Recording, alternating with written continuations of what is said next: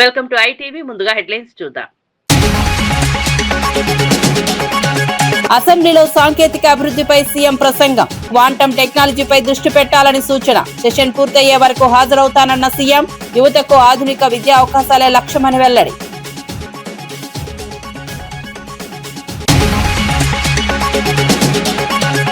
ఉండవల్లిపై SVSN Varma కీలక వ్యాఖ్యలు. అంబట్టి పరామర్శ సరైంది కాదని వర్మ ఘాటు విమర్శ. నెయ్యి సరఫరా వ్యవహారంపై ప్రశ్నించిన వర్మ. అంబట్టి జైలు వ్యాఖ్యలపై వర్మ స్పందన. నిజామాబాద్ లో ఓటు హక్కు వినియోగించిన గౌడ్. ఓటు హక్కు వినియోగం గర్వకారణమన్న మహేష్ కుమార్ గౌడ్. కాంగ్రెస్ జెండా ఎగరడం ఖాయమని వెల్లడి. పట్టణాల్లో ఓటింగ్ శాతం పెరగాలని పిలుపు. హైదరాబాద్ విభజన నిర్ణయానికి మద్దతు తెలిపిన అద్దంకి. డీసెంట్రలైజేషన్ తో సమస్యలు పరిష్కారమని వ్యాఖ్య. ప్రజాప్రాయంతోనే నిర్ణయం తీసుకున్నామని స్పష్టం. రాజకీయ విమర్శలు చేస్తున్నారన్న అద్దంకి ఆరోపణ.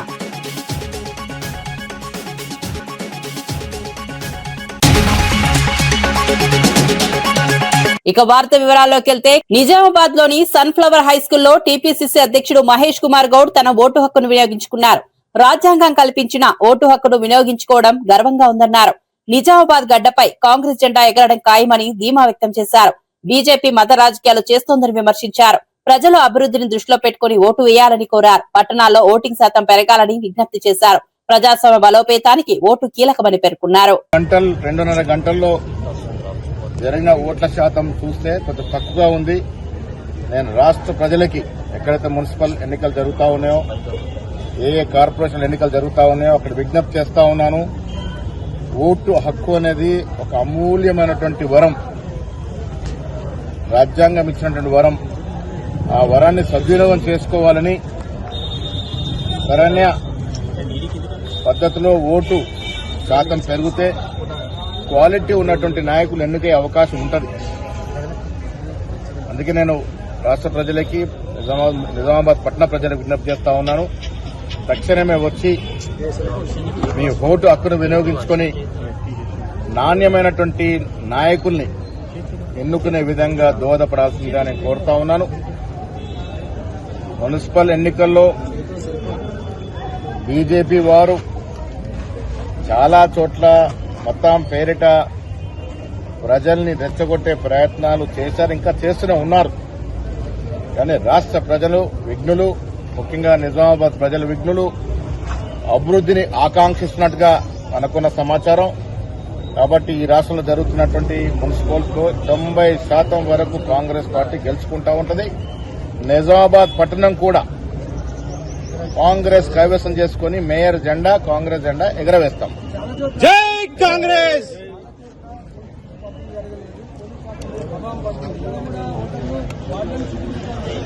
అదే ఆ ఇబ్బందులు మా దృష్టికి కూడా వచ్చాయి. ఓటర్ స్లిప్ సరిగా పంపకం జరగలేదని నేను ప్రజలు విజ్ఞప్తి చేస్తా ఉన్నా.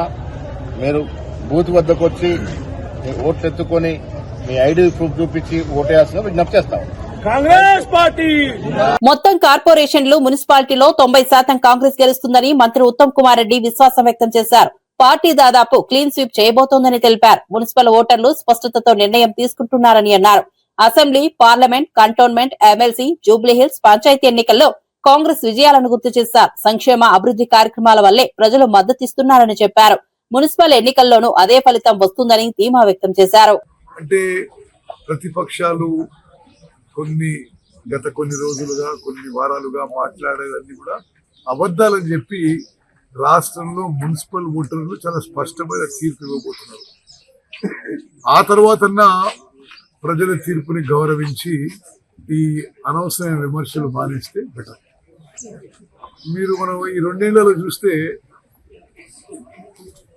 అసెంబ్లీ ఎన్నికల్లో మేము గెలిచినాం, ఆ తర్వాత సికింద్రాబాద్ కంటోన్మెంట్ బై ఎలక్షన్ లో మేము గెలిచినాం, ఆ తర్వాత పార్లమెంట్ ఎన్నికల్లో మేము గెలిచినాం, ఆ తర్వాత ఎమ్మెల్సీ ఎన్నికల్లో మేము గెలిచినాం, ఆ తర్వాత జూబ్లీహిల్స్ బై ఎలక్షన్స్ లో కాంగ్రెస్ పార్టీ మంచి మెజారిటీతో గెలిచినాం, ఆ తర్వాత గ్రామ పంచాయతీ ఎన్నికల్లో కాంగ్రెస్ పార్టీ మంచి కడప నగర మేయర్ పనితీరుపై టీడీపీ నగర కార్యదర్శి సుబ్బారెడ్డి తీవ్ర విమర్శలు చేశారు. పాలకవర్గం అభివృద్ధిపై దృష్టి పెట్టకుండా కేవలం రాజకీయ ప్రయోజనాల కోసం వ్యవహరిస్తోందని ఆరోపించారు. పీపీపీ మోడ్ అంశంలో ఎమ్మెల్యేను లాగడం సరికాదని అజెండా నిర్ణయించే అధికారం మేయర్దేనని గుర్తు చేశారు. గతంలో పాత బస్టాండ్ను ప్రైవేట్ వ్యక్తులకు అప్పగించే ప్రయత్నం చేసినప్పుడు ఎందుకు అభ్యంతరం చెప్పలేదని ప్రశ్నించారు. ప్రజలను తప్పుదారి పట్టించే ప్రయత్నాలు మానుకోవాలని హితవు పలికారు. నగర అభివృద్ధి కోసం పారదర్శక నిర్ణయాలు తీసుకోవాలని డిమాండ్ చేశారు. ఎందుకంటే ప్రతిసారి గౌరవ మేయర్ గారు కానీ ఉన్న పాలకవర్గంలో ఉన్న సభ్యులు కానీ చట్టాల గురించి సంప్రదాయాల గురించి మాట్లాడే వీళ్ళు ఏదైతే నిన్న సర్వసభ్య సమావేశం పెట్టినారో ఈ సమావేశాన్ని గతంలో ఎన్నో మార్లు మా ఎమ్మెల్యే గారి ద్వారా అధికారుల ద్వారా మేము కోరడం జరిగింది. ప్రజా సమస్యలపైన చర్చించాలా, జనరల్ బాడీని సమావేశపరచండి అని చెప్పి. నిమ్మకు నీరెత్తినట్లు ఉండి వీళ్ళు ప్రవర్తించి ఇవాళ ఏదైతే అసెంబ్లీ సమావేశాల డేట్ అనౌన్స్ అయిన తర్వాత గౌరవ ఎమ్మెల్యే గారు విప్ అని తెలిసిన తర్వాత వీళ్ళకి తెలిసి కూడా ఒక్కరోజు ముందు ఈ సమావేశాలను నిర్వహించడంలో ఆంతర్యం ఏందనే విషయం గౌరవ మేయర్ గారు అయితేనేమి అక్కడ ఉన్న పెద్దలు చెప్పాల్సిన అవసరం ఉంది ప్రజలకి. ఇకపోతే ఎప్పుడు కూడా జనరల్ బాడీ మీటింగ్ అంటే డైరెక్ట్గా మనం కార్పొరేషన్లోనే ఏదైతే అజెండా ఉంటుందో ఆ అజెండాని మనం అక్కడే ప్రస్తావించడం కానీ అక్కడున్న సభ్యులు గౌరవ సభ్యులు అందరూ కూడా దానిపైన డిస్కషన్ చేయడం, అది ఏదైతే ఒకవేళ ఆమోదయోగ్యం కాదో అవన్నీ కూడా తిరస్కరించడం జరుగుతుంది. అయితే కొత్తగా ఇప్పుడు జరిగిన విషయం ఏంటంటే ఈ జనరల్ బాడీ మీటింగ్లో ఏ అంశాలని వీళ్ళు తిరస్కరించాలా, ఏ అంశాలని వీళ్ళు ఆమోదించాలా అనే విషయాన్ని ప్రీ జనరల్ బాడీ మీటింగ్ ఒక దగ్గర సమావేశపడి అక్కడ వాళ్ళ ఆదేశాలకు అనుగుణంగా వీళ్ళు నిన్న జనరల్ బాడీలోకి రావడం జరిగింది. ఇంతకంటే దౌర్భాగ్యం ఇంకొకటి లేదని చెప్పి తెలియజేస్తూ ఉన్నాం.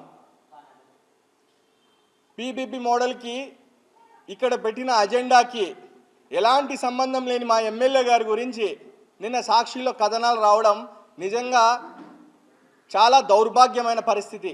ఎందుకంటే ఏదైతే కార్పొరేషన్కి సర్వసభ్య సమావేశానికి సంబంధించిన అజెండా ఉంటుందో ఆ అజెండా రూపకల్పనలో పూర్తి స్థాయిగా గౌరవ మేయర్ గారికి, కమిషనర్ గారికి, లేకపోతే ఆ గౌరవ సభ్యులు ఎవరైతే ఏదైనా వాళ్ళ పాయింట్స్ ఇస్తే అవన్నీ కూడా అందులో పొందుపరచడం జరుగుతుందే తప్ప ఎమ్మెల్యే గారికి ఎలాంటి సంబంధం ఉండదు. అలాంటి అంశాన్ని తీసుకొని వచ్చి ఈరోజు ఎమ్మెల్యే గారు ఏదో ఈ ఆస్తులన్నింటినీ కూడా ఏదో తన అన్నయ్యలకి కట్టబెట్టే దాంట్లో భాగంగా పీపీపీ మోడల్ ద్వారా దాంట్లో కట్టబెట్టడానికి భాగంగా ఈ విధంగా చేసినారని చెప్పి, అంటే ప్రజలని తప్పుదో పట్టించే కార్యక్రమాలని ఇప్పటికైనా మానుకోవాలని చెప్పి తెలియజేస్తూ ఉన్నాం. ఇదే పీపీపీ మోడల్ మొదలుపెట్టింది ఇప్పుడున్న పాలక వర్గంలోనే పాత బస్టాండ్కి సంబంధించి పూర్తి స్థాయిలో ఆ రోజు ఇప్పుడు ఎవరైతే ఈ కార్పొరేషన్లో కార్పొరేటర్లుగా ఉన్నారో అందరూ కూడా అందులో భాగంగా పాత బస్టాండ్ని పీపీపీ మోడల్లో ఇవ్వడం జరిగింది. దానికి జనరల్ బాడీ ఆమోదం కూడా తెలపడం జరిగింది. మరి ఆ రోజు ఇది కరెక్ట్ అయినప్పుడు ఈరోజు వాళ్ళకి తప్పని ఎందుకు అనిపిస్తుందో దానికి కూడా బాధ్యత వాళ్ళే, దానికి కూడా సమాధానం చెప్పాల్సిన వ్యక్తులు వాళ్ళే. ఆ రోజు వీళ్ళ అంటే ఇది ఎందుకు పెట్టినారనేది వాళ్ళకి మనకు సమాధానం చెప్పాల్సిన అవసరం ఉంది.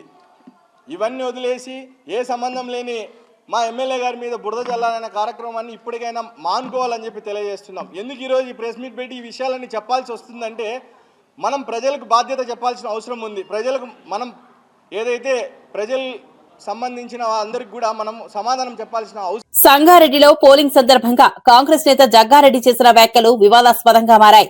సిఐపై తీవ్ర ఆరోపణలు చేస్తూ పోలింగ్ బూతులకు చొచ్చుకెళ్లినట్లు సమాచారం. కాంగ్రెస్ అభ్యర్థిని పోలీసులు అడ్డుకున్నారనే ఆరోపణలతో జగ్గారెడ్డి ఆగ్రహం వ్యక్తం చేశారు. పోలీసులతో వాగ్వాదం, తోపులాట చోటు చేసుకుంది. ఘటనా స్థలానికి పెద్ద ఎత్తున కాంగ్రెస్ నాయకులు చేరుకున్నారు. పరిస్థితిని అదుపులోకి తెచ్చేందుకు పోలీసులు ప్రయత్నించారు. ఎన్నికల వేళ ఈ ఘటన స్థానికంగా ఉద్రిక్తతకు దారితీసింది. ఏమనుకుంటున్నారు మీరు? జగ్గారెడ్డి ఎవడని అంటారు. నేను మొగోళ్ళు పోలీసులు తెలిసి పడుతున్నారు. చలో ఏమన్నా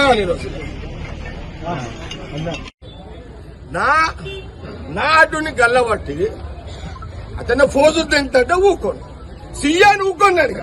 ఆయన సంగతి తెలిసేస్తా. అచ్చా వాడెవడరా హోంగాడు ఎవడాడు?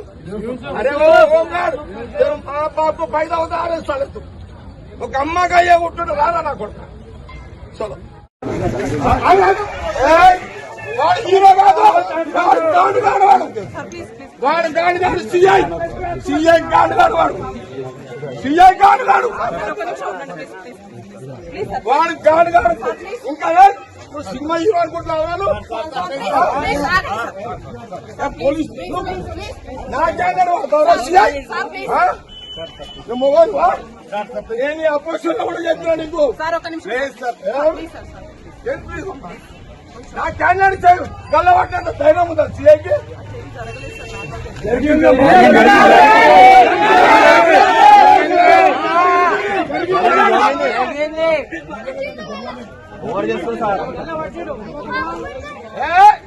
సిఐ నాకు తెలుసురా, పోలీసు నాకు తెలుసు, సిఐ వచ్చేదాడు నాకు తెలుసు. నేను మీ సంగతి తెలియదా? లంచా కొడతాను వాటి చక్కరట లేదంటారు. మీరు కేసులు చేసుకోండి, నేను జరగా. మున్సిపల్ ఎన్నికల్లో అధికార దుర్వినియోగం జరుగుతోందని బీఆర్ఎస్ ఆరోపించింది. చెన్నూరు నియోజకవర్గంలో మంత్రి వివేక్ ఓటర్లను పరరోబా పెడుతున్నారని విమర్శలు వచ్చాయి. అధికార పార్టీకి అధికారులు, పోలీసులు అనుకూలంగా వ్యవహరిస్తున్నారని ఆరోపించారు. ప్రజాస్వామ్యాన్ని అపహాసం చేస్తున్నారని బీఆర్ఎస్ నేతలు నల్ల జెండాలతో నిరసన తెలిపారు. మాజీ ఎమ్మెల్యే బాల్కసుమాన్ అంబేద్కర్ విగ్రహం వద్ద ఆందోళన చేపట్టారు. ఓటమి భయంతో కాంగ్రెస్ దిగజారుతోందని ధ్వజమెత్తారు. కేతన్పల్లి మున్సిపాలిటీలో గాని మంత్రి వివేక్ గారు బైక్ల మీద తిరుగుతా ఉన్నారు ఒకవైపు, రెండవ వైపు మంత్రి వివేక్ గారి కారులో నిన్న కేతన్పల్లి మున్సిపాలిటీ పరిధిలో గాని, చెన్నూరు మున్సిపాలిటీ పరిధిలో గాని ఒక్కొక్క అభ్యర్థికి 15 లక్షల రూపాయలు, అదేవిధంగా 9 రాయల్ స్టార్ కాటన్ బాటిళ్లు వాళ్ళ ఇండ్ల దగ్గరికి వెళ్లి నిన్న పంపిణీ కూడా చేయడం జరిగింది. ఆ ఫొటోస్ కూడా మీకు చూపిస్తా ఉన్నాం. ఈ రోజు కూడా సెకండ్ వార్డు దగ్గర పెద్దింటి శ్రీనివాస్ అని చెప్పి కాంగ్రెస్ పార్టీ అభ్యర్థి బహిరంగంగా ఓటర్లకు డబ్బులు పంపుతున్నటువంటి వీడియోలు కూడా ఇవాళ బయటకు వచ్చినాయి. అంటే ఇక్కడ ఫేర్ ఎలక్షన్ జరగకుండా చాలా దుర్మార్గంగా ఇక్కడ ఎన్నికలు జరుగుతూ ఉన్నాయి. చెన్నూరు పట్టణంలో పోలీసులు కానీ, అదేవిధంగా మీరు చూడండి పెద్దింటి శ్రీనివాస్ అనేటటువంటి వ్యక్తి బహిరంగంగా ఓటర్లకు డబ్బులు పంచుతూ ఉన్నాడు. 2వ వార్డు అభ్యర్థి కాంగ్రెస్ పార్టీకి సంబంధించినటువంటి అభ్యర్థి. అదేవిధంగా ఇవాళ చెన్నూరు పట్టణంలో కానీ, కేతన్పల్లి మున్సిపాలిటీలో కానీ ఓటమి భయంతో కాంగ్రెస్ పార్టీ నాయకులు, కార్యకర్తలు అడ్డగోలుగా పోలింగ్ బూత్ల దగ్గర విచ్చలవిడిగా డబ్బులు పంచుతూ ఉన్నారు. అదేవిధంగా మా నాయకులు, మా కార్యకర్తలు, మా అభ్యర్థులు, మా అభిమానులు పోలింగ్ బూత్కు 100 మీటర్ల దూరంలో ఉంటే ఇక్కడ ఉండే ఏసీపీ చెన్నూరు, ఈ జైపూర్ ఏసీపీ కానీ, చెన్నూరు సిఐ కానీ, ఇక్కడ ఉండే ఎస్ఐలు, పోలీసులు మా వాళ్ళని చెదరగొడుతున్నారు, దాడులు చేస్తూ ఉన్నారు, భయభ్రాంతులకు గురి చేస్తూ ఉన్నారు. అక్కడే కేతన్పల్లి మున్సిపాలిటీ పరిధిలో అక్కడ కూడా అక్కడ ఏసీపీ, అక్కడి సిఐ, అక్కడి ఎస్ఐ వాళ్ళందరూ కూడా మా వాళ్ళందరినీ చెదరగొట్టి కాంగ్రెస్ పార్టీ వాళ్ళు విచ్చలవిడిగా డబ్బులు పంచుకోవడానికి అవకాశం కల్పిస్తూ ఉన్నారు. ఇది చాలా దుర్మార్గం, అనైతికం. ఈ 2 మున్సిపాలిటీల్లో ఓడిపోతుందనే ఓటమి భయంతోనే ఈ రకంగా ప్రలోభాలకు తెరలేపిర్రు. పూర్తి స్థాయిలో గతంలో ఎన్నడూ లేదు. మేము కూడా 10 సంవత్సరాలు పరిపాలన కొనసాగించినాం. చెన్నూరు నియోజకవర్గంలోని 2 మున్సిపాలిటీల్లో పోలీసు రాజ్యం చేసిర్రు, గుండా రాజ్యం చేసిర్రు. ప్రలోభాలకు తెరలేపి ఓటమి భయంతో అనైతికంగా ఏదో రకంగానైనా గెలవాలనేటటువంటి కుట్రలు చేస్తూ ఉన్నారు. దానికి నిరసనగా వాళ్ళ మా నాయకులు, కార్యకర్తలు, అదేవిధంగా మా అభ్యర్థులు వీళ్ళందరికీ మద్దతుగా ఈ పోలీసు ఎన్డీఏ ఎమ్మెల్యేల సమావేశంలో సీఎం చంద్రబాబు సాంకేతిక అభివృద్ధిపై మాట్లాడారు. అసెంబ్లీ సెషన్ పూర్తయ్యే వరకు తాను హాజరవుతానని తెలిపారు. క్వాంటం టెక్నాలజీ ప్రయోజనాలను వినియోగించుకోవాలని సూచించారు. కాలానుగుణ మార్పులకు అనుగుణంగా సాంకేతికతను అందిపుచ్చుకోవాలని పిలుపునిచ్చారు. లక్షలాది మంది క్వాంటం కోర్సులకు దరఖాస్తు చేసుకున్నారని పేర్కొన్నారు. యువతకు ఆధునిక విద్యా అవకాశాలు కల్పించడమే లక్ష్యమని స్పష్టం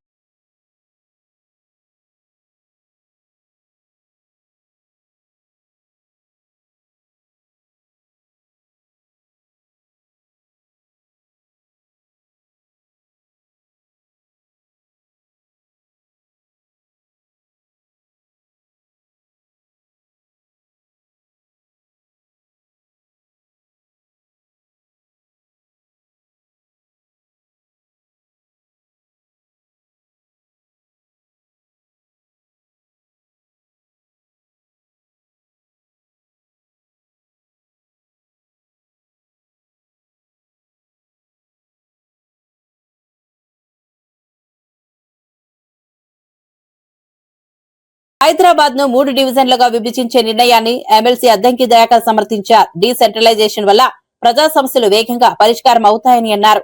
గతంలో ప్రజలు అనేక ఇబ్బందులు ఎదుర్కొన్నారని గుర్తు చేశారు. ఇప్పుడు ప్రాంతీయ కార్యాలయాల ద్వారా నేరుగా సమస్యలు పరిష్కారం అవుతాయని తెలిపారు. ఇది సీఎం వ్యక్తిగత నిర్ణయం కాదని ప్రజాభిప్రాయ సేకరణ తర్వాతే తీసుకున్న నిర్ణయమని స్పష్టం చేశారు. బీఆర్ఎస్ నేతలు రాజకీయ ప్రయోజనాల కోసం విమర్శలు చేస్తున్నారని ఆరోపించారు. కార్పొరేటర్లకు కానీ ఎక్స్ అఫీషియో మెంబర్స్ కానీ ఒకంత సమయం కలిసేది కాదు. తర్వాత ప్రజా సమస్యల ప్రస్తావన కూడా జరుగుతున్న రోజులు ఎక్కువగా రావడానికి అవకాశం లేకుండేది. ఇప్పుడు ఈ 3 డివిజన్లు చేయడం వల్ల హైదరాబాద్ను డీసెంట్రలైజేషన్ ఆఫ్ ది పవర్, అందరూ కూడా అన్ని సమస్యలు మనం తీర్చుకోవడానికి అవకాశం ఉంది.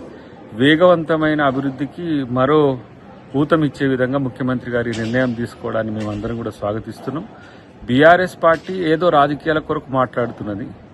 ఎందుకంటే వాళ్ళు ఉన్నన్ని రోజులు ఈ ఇంత పెద్ద మహానగరాన్ని, దాదాపు 1,20,00,000 మంది పైచిలకు నివసించే ఈ ప్రాంతాన్ని సెంట్రిక్గా ఉండేటట్టుగా చేసి, వాళ్ళ కంట్రోల్లోనే ఉండేటట్టుగా చేసి, ముఖ్యంగా అప్పుడు మనోడు మున్సిపల్ శాఖ మంత్రిగా కేటీఆర్ ఉండే, అప్పుడు అసలు తను గెలవకుండా అధికారులకు సమస్యలు వచ్చి ఎన్నో సమస్యలు ఆ రోజు హైదరాబాద్ ప్రజల్ని వెంటాడిన పరిస్థితి. కాబట్టి ఇప్పుడు ఎవరైనా ఏ సమస్య వచ్చినా నేరుగా వాళ్ళ యొక్క ప్రాంతీయ కార్యాలయానికి పోయే అవకాశం ఉంది. కాబట్టి ఇది ప్రజలకు వెసులుబాటుతో పాటు వేగవంతమైన నిర్ణయాలు తీసుకోవడానికి కూడా అవకాశం ఉంటుంది, కౌన్సిల్స్ కూడా. కాబట్టి దీన్ని ప్రజలందరూ స్వాగతించాల్సిన అవసరం ఉంది.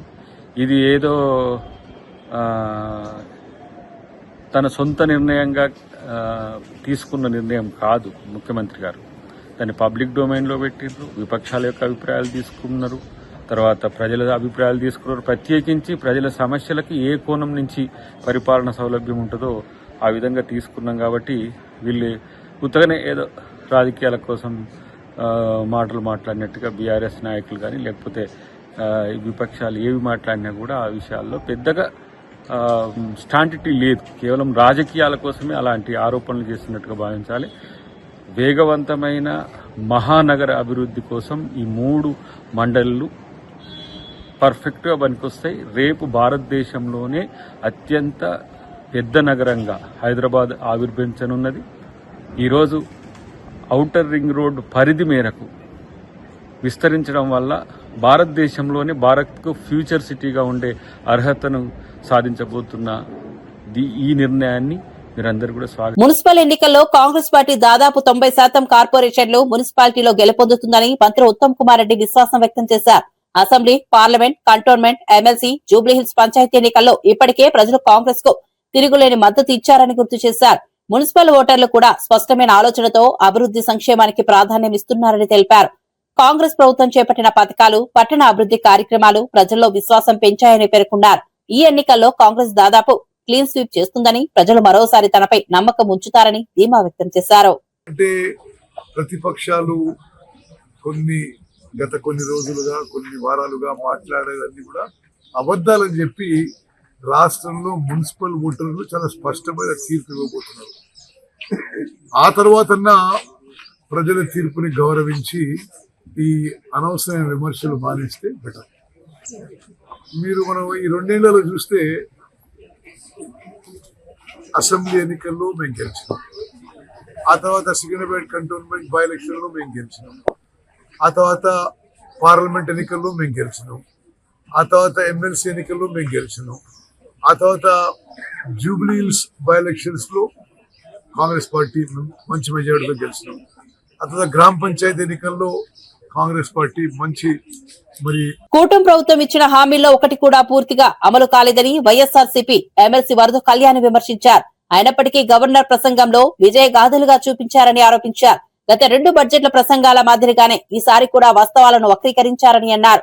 గవర్నర్ గారు కూడా ఇబ్బందిగా చదివినట్లు అనిపించిందని వ్యాఖ్యానించారు. ప్రజలకు ఉపశమనం కలిగించే చర్యలు లేకుండా కేవలం మాటలతోనే పరిపాలన కొనసాగుతోందని విమర్శించారు. వాస్తవ పరిస్థితులను దాచిపెట్టి రాజకీయ ప్రయోజనాల కోసం ప్రసంగాలు ఉపయోగిస్తున్నారని అన్నారు. అసలు గత 2 బడ్జెట్లో కూడా అబద్ధాలు చెప్పించడమే కాకుండా ఇప్పుడు 3వ బడ్జెట్లో కూడా అదే అబద్ధాలని వల్లి వేయించారు. నిజం చెప్పాలంటే గవర్నర్ గారు కూడా బాధపడుతూ ఉండుంటారు, నాతో ఇలాంటి అబద్ధాలు చదివిస్తున్నారే అనేసి.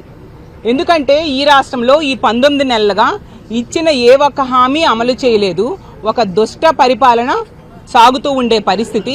దాన్ని కప్పిపుచ్చుకోవడం కోసం అత్యున్నత స్థానంలో కూర్చున్న గవర్నర్ గారితో ఇలాంటి అబద్ధాలు చెప్పించడం నిజంగా చాలా బాధాకరం. ఈ రాష్ట్రంలో ఈరోజు తీసుకుంటే ప్రజాస్వామ్యం అనేది లేదు, శాంతి భద్రతలు లేవు, అభివృద్ధి లేదు, సంక్షేమం లేదు, ఉద్యోగాలు లేవు. అలాగే ఉద్యోగస్తులకి ఈరోజు శాంతి లేని పరిస్థితి నెలకొనుంది. ఈ రాష్ట్రంలో ఎవరిని అడిగినా, ఏ ప్రజలను అడిగినా కూడా చెప్తారు ఎలాంటి పాలన సాగుతుంది అని అడిగితే ఈ రాష్ట్రంలో అశాంతి, అప్పులు, అలాగే అక్రమ కేసులు, అశ్లీల నృత్యాలు, అప్రజాస్వామికమైన పాలన సాగుతూ ఉంది అనేసి ప్రతి ఒక్క ప్రజలు చెప్పే పరిస్థితి మనం చూస్తూ ఉన్నాము. కాకినాడ జిల్లాలో మాజీ ఎమ్మెల్యే ఎస్వీఎస్ఎన్ వర్మ కీలక వ్యాఖ్యలు చేశారు. ఉండవల్లి అరుణ్ కుమార్ సాధారణంగా ఏ పార్టీకి చెందిన వారు కాకుండా న్యూట్రల్ గా ఉండే వ్యక్తి అని పేర్కొన్నారు. అలాంటి వ్యక్తి ముఖ్యమంత్రిని దూషించిన వ్యక్తిని పరామర్శించడం తమకు ఇబ్బందికరంగా అనిపిస్తోందన్నారు. రాజకీయంగా అంబటి రాంబాబుకు ఉండవల్లి మద్దతు ఇవ్వడం సరైంది కాదని అభిప్రాయపడ్డారు. నెయ్యి సరఫరా వ్యవహారంలో బోలేబాబా డైరీ కొనసాగింపుపై ప్రశ్నలు లేవనెత్తారు. గత ప్రభుత్వంలో వ్యవస్థను మారుస్తూ కొందరికి అనుకూలంగా నిర్ణయాలు తీసుకున్నారని ఆరోపించారు. హవాలా లావాదేవీల అంశంపై ఈడీ స్పష్టంగా పేర్కొందని తెలిపారు. అంబటి రాంబాబును అన్యాయంగా జైల్లో పెట్టారని చెప్పడం వాస్తవానికి విరుద్ధమని వర్మ వ్యాఖ్యానించారు. సమర్థన చూడటం వేరు, సమర్థించినట్టు అవుతుంది. ఎందుకంటే ఒక ముఖ్యమంత్రిని అలాగ తిడితే అంత అసభ్య పదజాలంతో రాజకీయంగా ఎంతో అనుభవం ఉన్న మనం మరి ఆ విధంగా సపోర్ట్ చేయడం కరెక్ట్ కాదని నా యొక్క భావన. రెండవది, రిపోర్ట్ ఏమీ చెప్పలేదని చెప్పి ఉండవల్లి అరుణ్ కుమార్ గారు కల్తీలడ్డి మీద చెప్తా ఉన్నారు. ఎన్డీడీబీ రిపోర్ట్లో టీటీడీ రిసీవ్డ్ ది ఎన్డీడీబీ కాఫ్ test report on 16/7/24 and 23/7/24 respectively, which shows ghee adulteration with vegetable and animal fats అని క్లారిటీగా ఇచ్చింది. ఇది ఇవ్వడం కాకుండా 2023లో కూడా ఇంకో రిపోర్టు, టెస్ట్ రిపోర్ట్ తేడా వచ్చింది. అయినా సరే ఇది కంటిన్యూ చేస్తూ ఉన్నారు బోలేబాబా. అంటే వాళ్ళ దృష్టిలో అంటే వెన్నక్కర్లేదు కానీ నెయ్యి సప్లై చేయొచ్చు. ఏదైతే చంద్రబాబు నాయుడు గారు 14-19లో ఏదైతే సిస్టమ్ ఇంప్లిమెంట్ చేశారో టెండర్స్కి, ఆ టెండర్స్ సిస్టమ్ అంతా కూడా తీసేశారు. 250 కోట్లు టర్నోవర్ రావాలంటే 150 కోట్లకు పెట్టారు. అదేవిధంగా అన్ని సిస్టమ్స్ మార్చి వీళ్ళకి అనుగుణంగా చేశారు. చేసి ఈవేళ మరి క్లియర్గా చెప్పాలంటే ఈవేళ ప్రసాదాలకు కూడా ఉత్పత్తుల్లో ఏదైతే రైతులు పండించి ఇచ్చేవారో ఉత్పత్తులు ప్రసాదాలకు సంబంధించి వాటిని కూడా మార్చేసి పబ్లిక్గా బయట కొనడం మొదలెట్టారు 21 నుంచి. అంచేత ఇవన్నీ ఏంటంటే ఇంకొకటి నిదర్శనాలు. ఇందులో అవాలా జరిగిందని చెప్పి ఈడీ ఆల్రెడీ అపూర్వ చావడా 19 కోట్లు ఐడెంటిఫై చేశారు. ఇవన్నీ క్లారిటీగా ఉండగా మరి దీని గురించి ఆల్రెడీ రసాయనిక మిశ్రమాలు కలిపారని చెప్పి బోలేబాబా డైరీ టోటల్గా ఉంది. సరే, ఇవన్నీ రాష్ట్ర రెవెన్యూ మంత్రి ప్రజాస్వామ్యాన్ని కూనీ చేశారని బక్క జడ్సన్ ఆరోపించారు. టీజీఓ, టీఎన్జీఓ నాయకులు ప్రభుత్వ ఉద్యోగులుగా ఉండి కాంగ్రెస్ కు అనుకూలంగా పనిచేస్తున్నారని విమర్శించారు. రిటైర్డ్ ఉద్యోగుల మరణాలు, డీఏలు, పీఆర్సీలపై ప్రభుత్వ నిర్లక్ష్యాన్ని ప్రస్తావించారు. ప్రభుత్వ ఉద్యోగులు పార్టీ కార్యకర్తల్లా వ్యవహరిస్తున్నారని, దీనిపై పూర్తి ఆధారాలతో తెలంగాణ ఎన్నికల కమిషన్ కు ఫిర్యాదు చేసినట్లు తెలిపారు. ఎన్నికల ప్రక్రియను ప్రభావితం చేసే వారిని వెంటనే సస్పెండ్ చేయాలని డిమాండ్ చేశారు. ప్రజాస్వామ్య వ్యవస్థను కాపాడాల్సిన బాధ్యత అధికారులపై ఉందన్నారు. ఎన్నికల్లో ఓట్లు వేపియాలి, ఉద్యోగ నాయకులు కూడా ఎట్టెట్లో ఓట్లు వేపిస్తాం, ఏ బూత్లలో ఎన్నెట్లో ఓట్లున్నాయి, మీకు బంగారు పళ్ళంలో పెట్టి గెలిపిస్తామని చెప్పి ప్రజా ఖజానా నుండి జీతాలు తీసుకొని మరి వాళ్ళు ఈరోజు 63 మంది రిటైర్డ్ ఉద్యోగులు మరణించినా వీళ్ళు మాట్లాడరు. ప్రభుత్వం డిఏలు ఇవ్వకున్నా వీళ్ళు మాట్లాడరు, పిఆర్సీఏలు ఇవ్వకున్నా వీళ్ళు మాట్లాడరు. కానీ ఈరోజు ప్రభుత్వానికి మాత్రం తాబేదారు లెక్క పనిచేస్తుడు, బానిస లెక్క పనిచేస్తుడు, చప్రాసి లెక్క పనిచేస్తుడు, కాంగ్రెస్ పార్టీ కార్యకర్తల లెక్క ఈరోజు ఉద్యోగ సంఘాలు పనిచేస్తున్నాయి. దాని పూర్తి ఫుల్ ఫోన్ ఎవిడెన్స్లతో సహా ఈరోజు తెలంగాణ మన ఎలక్షన్ కమిషన్కు ఈరోజు ఒక ఫిర్యాదు చేయడం జరిగింది. మున్సిపల్ ఎన్నికల్లో గెలిపించేటట్టుగా, రిగ్గింగ్ చేసేటట్టుగా, దొంగ ఓట్లు వేసేటట్టుగా ఈరోజు టీఎన్జిఓ టీజీఓ నాయకులు ఇద్దరు కూడా తెలంగాణ ప్రభుత్వానికి బ్రోకర్ల లెక్క, కార్యకర్తల లెక్క ఏ విధంగా పనిచేసినారని చేసి ఓసారి మిమ్మల్ని వినిపిస్తా. ఇది ఒక టెలికాన్ఫరెన్స్ కార్యకర్తలు నాయకుని మధ్యలో జరిగింది కాదు. ఈ టెలిఫోన్ సంభాషణ కాంగ్రెస్ కార్యకర్తలకు, పిసిసి అధ్యక్షుని కాదు, బాజాప్తా ప్రభుత్వ ఉద్యోగులకు, రాష్ట్ర మంత్రికి సంబంధించిన ఆడియో ఇది.